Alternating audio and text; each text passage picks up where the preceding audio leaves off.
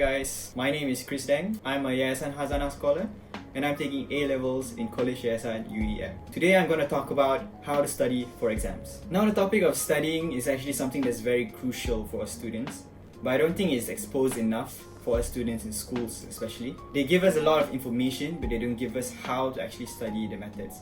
And the methods that we're so used to, they are intuitive to us, are actually the ones that are most not useless but of low utility. So today I'm going to talk about a few things. The first thing I'm going to talk about is the common mistakes that students do when they revise for exams. The second, I'm going to talk about active recall, and that's going to be the basis of this video.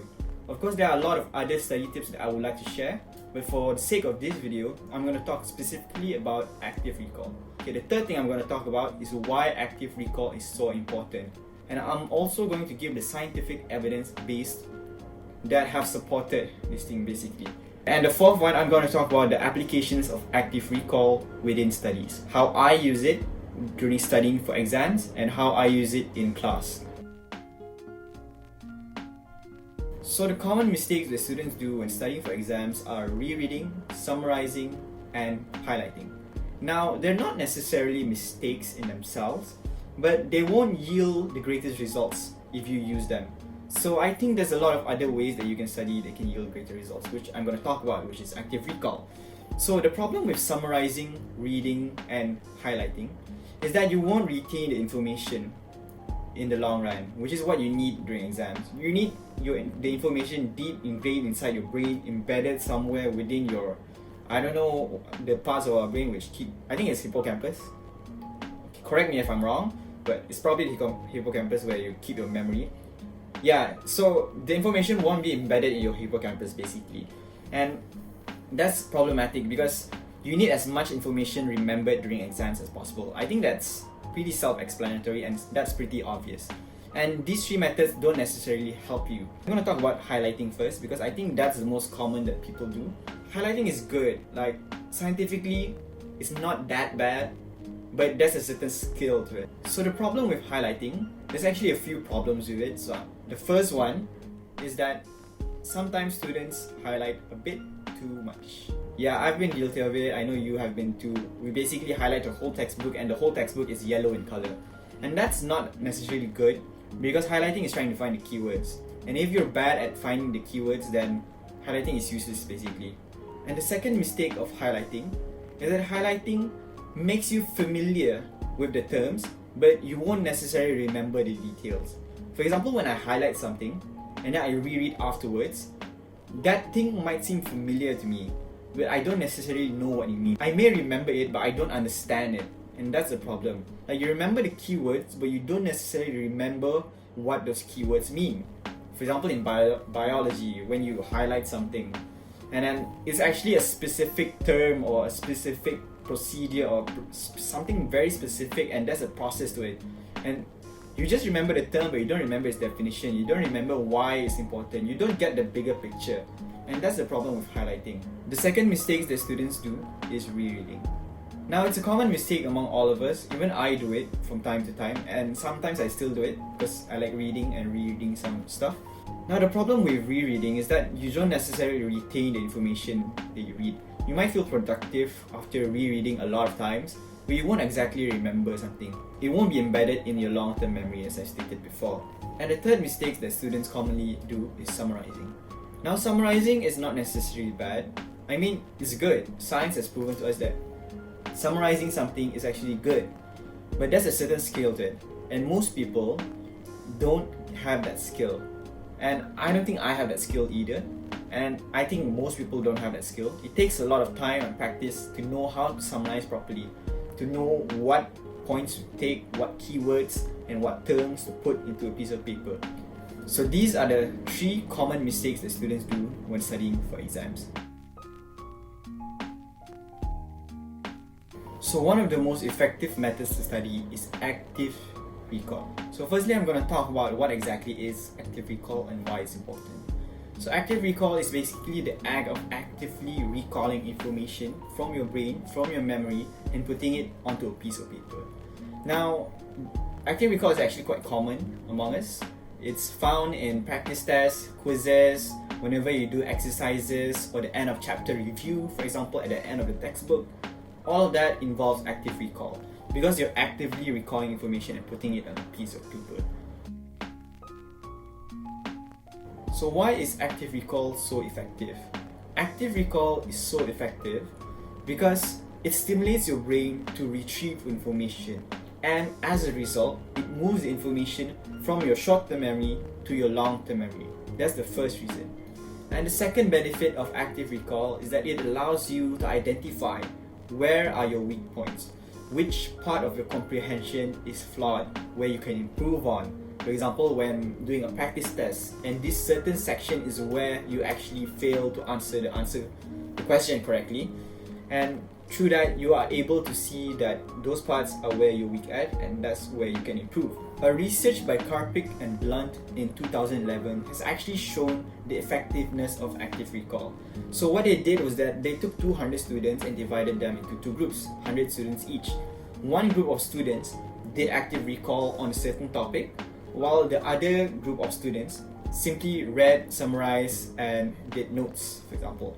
And what exactly happened is that a week after, when they were tested on the same material during the same time period, they were given the same time period to study, and their IQ was about the same as well. So what happened was that the group that actively recalled and retrieved information, that were given more past year papers, they were given more tests, they were given more exercises implemented, and on the basis of active recall, they performed 50% higher. On average, their marks were 50% higher than the ones who simply reread, did notes, summarize.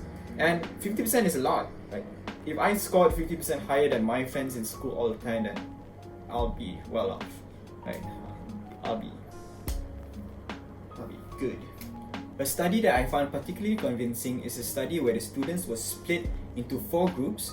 The first group were given material and they were asked to read the material once, only once. The second group were given the same material and asked to read it 4 times, reread it 4 times. The third group was given the same material and asked to make a mind map out of it. The fourth group is the group that did active recall. So they were given the material, asked to read it once, and then they tried to recall the information as much as they can throughout the time period given. So what happened during the actual test the day after is very interesting. So what happened is the group number 4, the one that did active recall, performed far better than anyone, far better than the group that reread 4 times. So this is quite amazing. Like, simply by reading the material once and recalling it a few times is far more effective than simply rereading it 4 times. 1 beats 4, less is more. Anyway, so yeah, that's the scientific literature, and that proves that active recall is indeed very effective in studying, and why I think that everyone should use active recall. Alright, so the next thing we're going to talk about is how exactly do we apply active recall in our study lives. So there are a lot of ways for you to actively recall. Well, it depends on creativity. You can do active recall however you want it. Some of my friends, they basically just close their books after reading and they just do a mind map and try to write and scribble everything that they remember from their material and put it on paper. So they're forced to try to remember what they studied beforehand. So that's one way of doing it. The second way of doing it, and personally my favorite, is by doing flashcards. So flashcards traditionally are basically a piece of paper where there's questions on one side and answers to the other side. But since we are in the modern age, I think a far more effective way of doing flashcards is using flashcard apps such as Quizlet, Anki, Quizlet and Anki. I used to use Google Sheets. Now Google Sheets is actually quite good. So what I do is that in one column I will write questions, and in the second column I will write the answers. And then the next day I would test myself on those same questions. So I would just cover the column B, which has all the answers, or I just made all the text white so that I can't see the text with the white text and white background. And then I'll try to answer it, and then I'll check my answers afterwards. So whenever I answer it correctly, I would make it green, for example.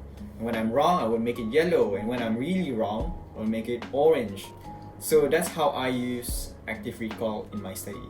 So that's for revision. So the second thing I'm going to talk about is how exactly do we want to use active recall during classes when we're actually in classes. So one method that I think is very, very good to use in classes to do active recall is the Cornell note-taking method. So basically the Cornell note-taking method is basically just splitting your page in half. So one page is designated for questions and one page is designated for answers. So basically during the class, you just write everything or the key terms that your teacher tells you within the answer sheet, and then afterwards when reviewing those answers, you create questions based on the notes. For example, on one side, we talked about Winston Churchill is the British Prime Minister. That's the answer. So after the class, you will review it again, and the question would be, who was the British Prime Minister during World War II? So that's the question and that's the answer. So you can easily create your flashcards afterwards using the notes that you created in class using the Cornell note-taking method. And then at the bottom of the page, you would write the summary, which is the summary of everything that you just learned in short, simple words. Now, as I said earlier, summarizing isn't the best method, but it does help somewhat. So I'm not against anyone who summarizes, and I think the Cornell note-taking method is actually very effective, and summarizing in this case is actually beneficial. Okay, so the next thing I'm going to talk about are the don'ts of active recall, the things that you shouldn't do when actively recalling. Okay, so the first don't with active recall is checking your answers on your own.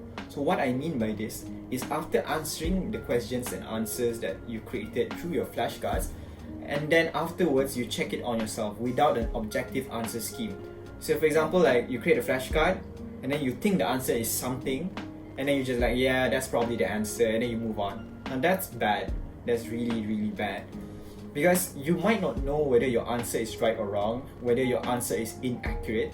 So the fact that you don't know and then you move on means that wrong information or inaccurate information will be embedded in your brain. Active recall is very good at retaining information, but the problem is you might retain bad information or wrong information. So when wrong information is put in your brain, it's hard to get it out. So therefore, you need to check whether the answers in your flashcards or the answers that you've written are absolutely correct before you actually try to use active recall. So a study done by Rawson and Dunlosky has actually proven that students who have an objective answer scheme after doing active recall perform significantly better than students who simply do active recall and check the answers on their own. Hence, based on this research, Dunlosky advises students to study with an objective answer scheme. So what this means is that after writing your essay, for example, based on Scratch, make sure you check it with a teacher. Don't simply ask someone who's very biased towards you. For example, your friends who want to jaga your hati. Please go to a teacher or ask someone who's really objective, someone who hates you. So make sure you check with your teacher. That's what I'm trying to say. To summarize everything, what you need to do is first, avoid highlighting, rereading, and summarizing. Those are not the most effective methods. Just try active recall for once. Personally, active recall changed my study life. It changed the way that I look at things, and I was able to connect dots between information a lot easier, and I was able to remember a lot of things better. So personally, I take history, and history, you need to remember a lot of information, a lot of small details, the dates, and all the names of the people and their ranks, who they are, what they did. And a lot of that information has been crammed into my mind using active recall, and it's helped me significantly. And I think I'm quite comfortable and quite confident in history, the subject itself. Of course, I have a lot of friends who are watching who are good at history, but yeah, I feel confident personally in the subject. And active recall has been a huge part of that confidence. And I think if a lot more people were to implement active recall in their study lives, you will be able to improve your results a lot better, trust me, by far. So please, use Anki, Quizlet, or any type and any form of active recall that's helpful for you. So that's all for me. Thank you.